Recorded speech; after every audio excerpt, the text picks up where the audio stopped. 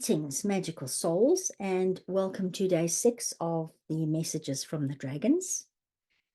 Today is a special day for me as it is my eldest daughter's birthday, and I have two beautiful goddesses that have come out of my Dragon Riders Oracle deck.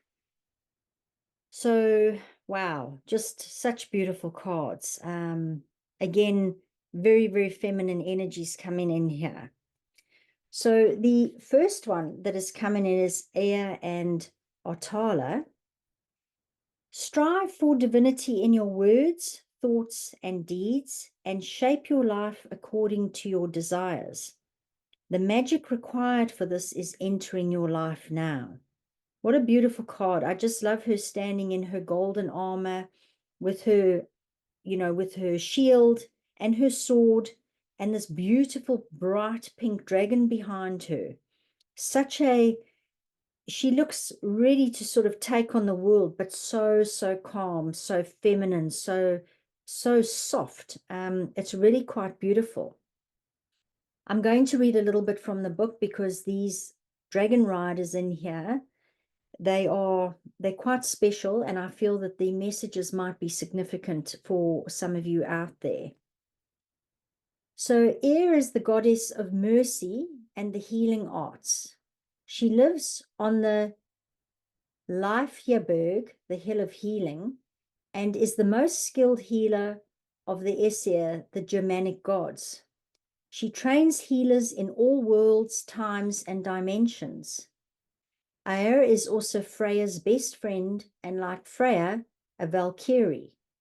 The Valkyrie carries the body of warriors who have fallen in the battle to Valhalla, although Ea is generally occupied with healing the wounded or those close to death. Freya watches with a smile on her lips. Ea admires Freya and often assists her. Ea's energy is like that of Norda's, the rune of need and distress. So the message from the Dragon Rider, she says, it is possible to influence the wheel of fortune, but to do this you must change your thoughts, words, and deeds. You can also travel in meditation to the weavers of destiny and ask them for a light-filled path. Ask Skuld, the weaver who holds the threads of your future in her hands, to weave them again. Skuld is well disposed towards humans and will listen to you if your heart is filled with love. However, you can also influence your destiny yourself. I, Ea, now bring you magic and initiation. Magic is the ability to influence destiny and to obtain new knowledge. Recognize your divinity and take your fate into your own hands. You can change the wheel of fortune into the wheel of happiness. The message from Atala, which is the beautiful pink dragon. Once on the path of magic, you will create the kingdom of peace here on earth using your will alone. Understand that the magic you have internalized and applied will not be lost when you transition into a new life. Maybe that's why I'm being so drawn to this pink card, because I don't know if any of you have heard how magical all this energy is in this card. And you know, I'm all about the magic. The second one that came in is Eramed and Matilda. You are now in need of rest and recuperation. It is only when cradled in the silence of a powerful being that you can achieve self-awareness and follow your soul path with divine clarity. When I look at this card and the little message just on the card, it's very green. Green is a healing color, and it's also the color of the heart chakra when we're looking at the 7 chakras in our body. Again, the message about rest and recuperation. I think that there are times that we feel we go. I don't know if anybody out there is like me, where some days I'm just buzzing with energy and the next day I feel like I've been smacked by a truck. So what I'm getting from here is really just listen to your body. Also, the green on here, get out into nature, go ground, and just listen to your body and give it what it needs. And you don't need to feel bad if you have a couple of days where you just are really feeling tired and exhausted.